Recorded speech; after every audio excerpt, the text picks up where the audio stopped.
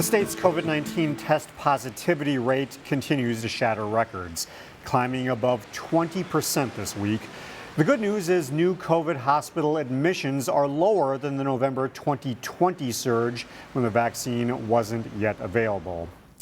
While COVID hospitalizations may be lower, other procedures have ramped back up and the number of staff out is much higher. And that has nurses expressing concern over current conditions at local hospitals. The president of the Minnesota Nurses Association is an ICU nurse at North Memorial Health and says conditions are disturbing. Here is reporter Sonny Goins. We are exhausted, but we're not tired of caring for our patients. Thursday morning, more than 100 nurses from across the state participated in a virtual town hall meeting with state and federal lawmakers. The healthcare workers shared their experiences dealing with the COVID-19 surge.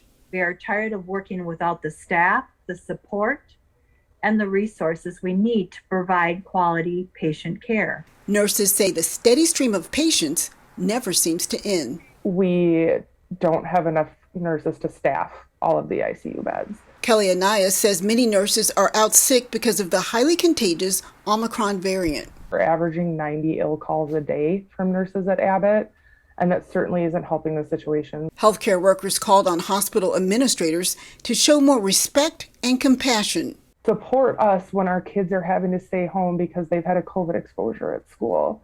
Help us get the testing that we need so that we're not showing up and infecting our coworkers. Congresswoman Ilhan Omar, whose dad died from COVID-19, says she understands their concerns and is working on several legislative measures to protect the safety and well-being of hospital workers. These testimonies will lead to creating some incredible changes that are necessary. The Minnesota Nurses Association also called out hospital administrators, who they say are putting profit over patients. Nurses are fed up. We are ready to fight and win for our patients. Sonia Goins, CCX News. 2 Robbinsdale District schools already made the switch to distance learning, Armstrong High School and Sandburg Middle School. Now, the entire district is making the shift. School officials cite an unprecedented spike in the number of absences among students and staff. The shift to distance learning will start Tuesday, January 18th and continue through the 21st. It will be temporary, with students scheduled to return Tuesday, January 25th. District officials say they simply can't provide adequate in-person learning or services with our growing level of staff absences. A busy Maple Grove Road will soon have a new name that should make things less confusing for people driving through the city. On the west side of Maple Grove, Lawndale Lane is the main road people take to drive north and south. That is until the road abruptly changes and becomes Dunkirk Lane. Then, a couple of miles later, Dunkirk inexplicably turns into Maple Grove Parkway. There's been comments for years about wayfinding issues on Dunkirk and Lawndale Lanes. We have one street in the city and it changes names twice, 3 different names. So that's always been sort of on the back of our minds. Joe Hogeboom is Maple Grove's Community and Economic Development Director.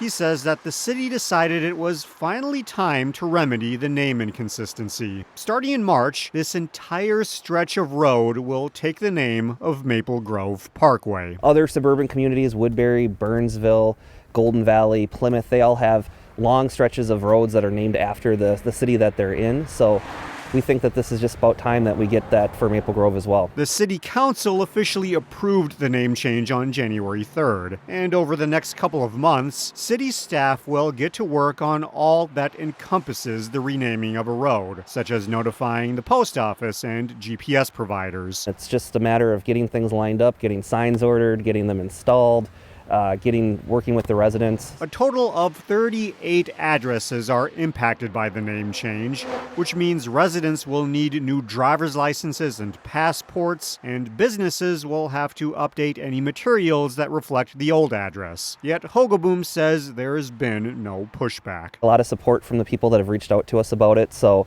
we really think it is worth it to get this name finalized and get Maple Grove Parkway to run through the whole city. Dr. Martin Luther King Jr. would have been 93 years old this year, and an organization in Golden Valley will observe the day with 93 sweet potato pies.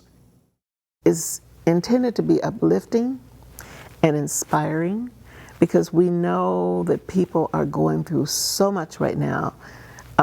Trauma, people are in pain, we have a lot of healing to do. A virtual event with celebration and discussion is planned on Sunday, January 16th from 2 to 4:30 p.m. It's free to register and you do get a slice of pie. Breck School is sponsoring this event and there's a photo exhibit planned at the school all weekend as well. A New Hope entrepreneur is once again receiving national attention thanks to comedian Stephen Colbert.